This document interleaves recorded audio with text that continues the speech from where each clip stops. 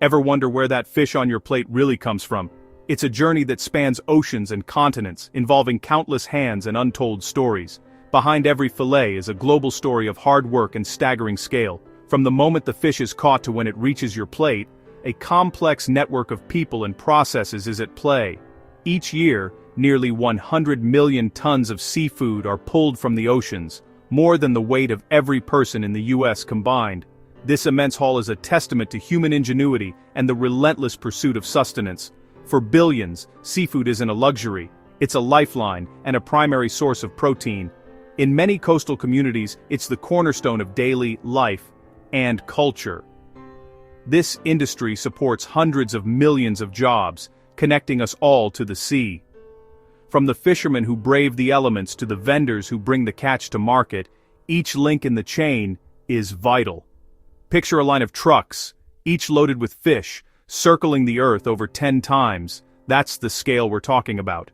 The logistics involved are nothing short of staggering.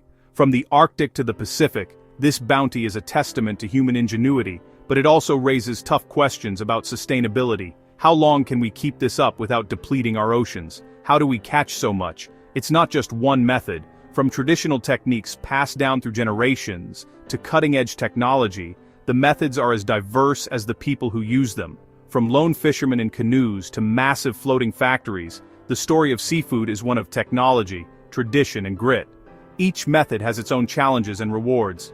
It's a messy, fascinating world that puts food on our tables. Let's dive in and explore the intricate web that brings the ocean's bounty to us.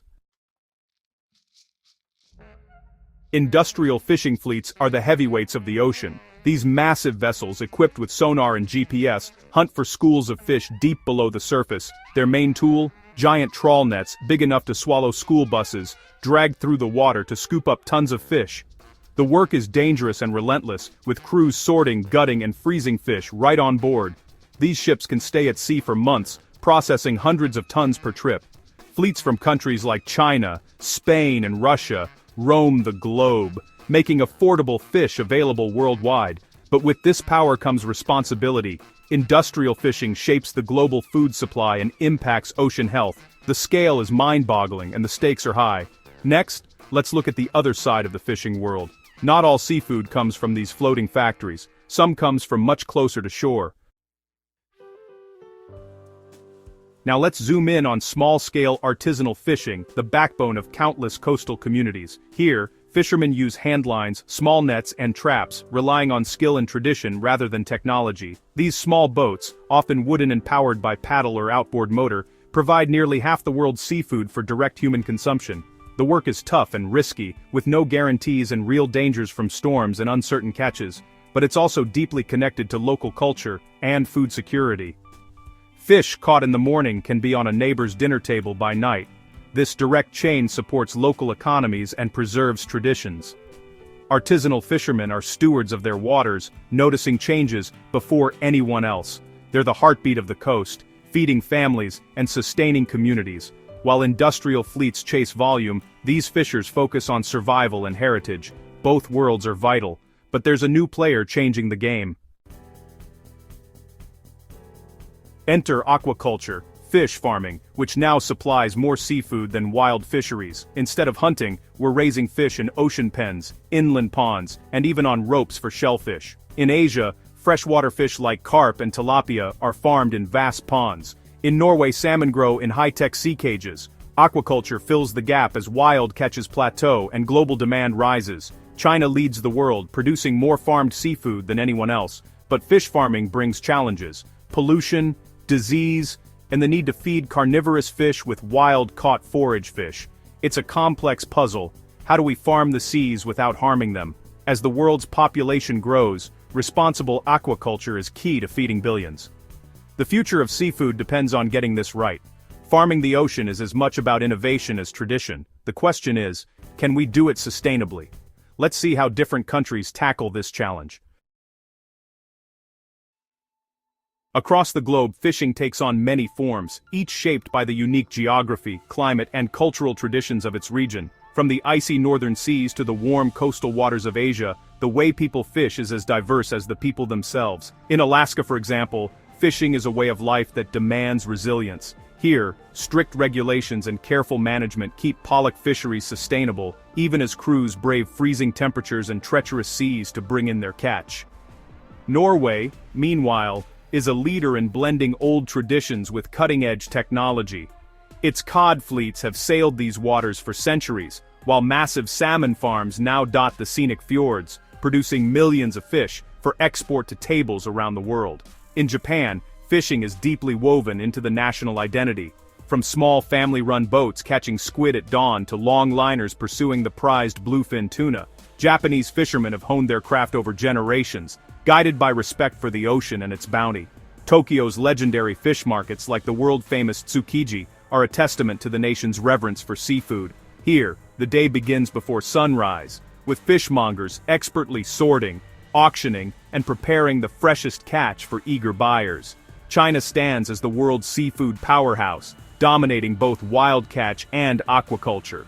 Its vast fleets and sprawling fish farms feed not only its enormous population, but also supply seafood to markets across the globe. Each country's approach, shaped by history, environment, and innovation, plays a crucial role in shaping the global seafood landscape, connecting distant communities through trade and shared resources. From the frozen decks of Arctic trawlers to the bustling seafood markets of Asia, the methods may differ, but the goal remains the same: to feed people and sustain livelihoods, generation after generation. The diversity of fishing techniques and traditions is truly staggering, ranging from ancient hand netting to high-tech trawlers deploying massive nets in deep waters. But no matter where you are, the journey from sea to plate is always a race against time, with freshness and quality hanging in the balance. Let's follow that journey next, as we explore the incredible effort and coordination it takes to bring seafood from the ocean to your table. How does a fish get from the ocean to your dinner table? The answer involves a complex chain of people, technology, and logistics working in harmony. It's a story of speed, precision, and logistics, one that connects distant oceans to plates around the world every single day. The journey from ocean to plate is a race against time, where every minute counts in preserving the delicate freshness of the catch. From the moment fish are pulled from the sea, a carefully orchestrated process begins, designed to deliver the highest quality seafood to your table. On factory trawlers, teams work around the clock. Fish are gutted, cleaned, and flash frozen within hours, locking in flavor and nutrients. Advanced machinery ensures that even the largest hauls are processed quickly, minimizing spoilage and waste. Massive refrigerated holds store thousands of tons of seafood, allowing these ships to remain at sea for weeks at a time. This scale of operation means that a single voyage can supply markets around the world. Once docked, the frozen catch is swiftly transferred to refrigerated trucks.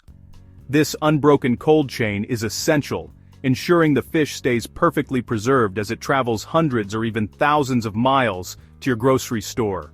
Any break in this chain, even a brief lapse, can ruin the product, leading to spoilage and lost income for producers. Strict quality control checks are in place at every stage to catch any issues before they reach consumers.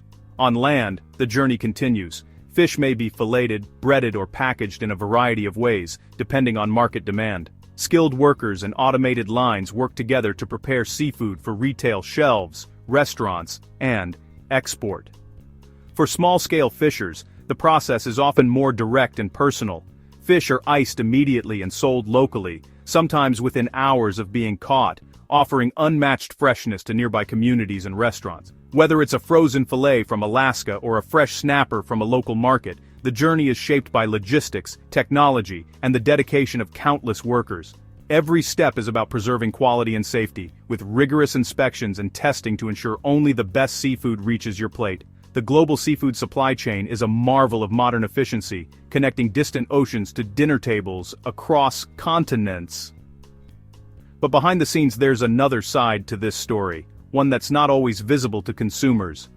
Let's look at the giants of the industry, and the risks they bring as we explore the impact of industrial fishing on our oceans and communities. Super trawlers are the titans of industrial fishing, floating cities over 450 feet long, with crews working around the clock. These ships can hold up to 7,000 tons of fish, using mile-long nets and advanced sonar to target massive schools. Life aboard is intense. Long shifts, relentless processing, and a unique isolated community. Super trawlers are efficient, but their power is controversial. They can deplete fish stocks rapidly and often catch unintended species. Bycatch like dolphins or turtles. Even with regulations, their sheer capacity puts pressure on global fish populations. These vessels represent the peak of our ability to extract from the ocean. The question, how much is too much? The debate over super trawlers is about more than technology. It's about the future of our oceans. As we push the limits, the risks grow. Overfishing is no longer a distant threat. It's happening now. Overfishing means we're taking fish faster than they can reproduce. About a third of the world's fish stocks are now at unsustainable levels. Modern technology has made it easier to catch more, but also to empty the seas. Famous fisheries, like Newfoundland's cod, have collapsed, leaving communities devastated. To fight this, governments set catch limits, regulate gear, and close areas to protect spawning grounds. Enforcement is tough. Satellite tracking, onboard observers, and port inspections are all needed. Illegal and unreported fishing remains a huge challenge. Balancing sustainability with livelihoods is complex. The future of seafood depends on getting this balance right. We need healthy oceans and thriving communities. The choices we make now will decide what's left for future generations. So what can you do? Let's find out. You have more power than you think. Every seafood purchase is a vote for the kind of ocean you want. Ask where your fish comes from and how it was caught or farmed. Look for certifications like MSC or ASC for sustainable choices. Try lesser-known species, sardines, mackerel, anchovies, to ease pressure on popular stocks. Being adventurous helps the planet and your palate. The future of our oceans depends on everyone: fishermen, scientists, governments, and consumers. By choosing wisely, you support responsible fishing and help keep the ocean's dinner table full. It's a partnership, one that can feed humanity for generations. The dirty jobs behind your seafood deserve respect. Together, we can make a difference. The ocean story is still being written. Let's make it a sustainable one.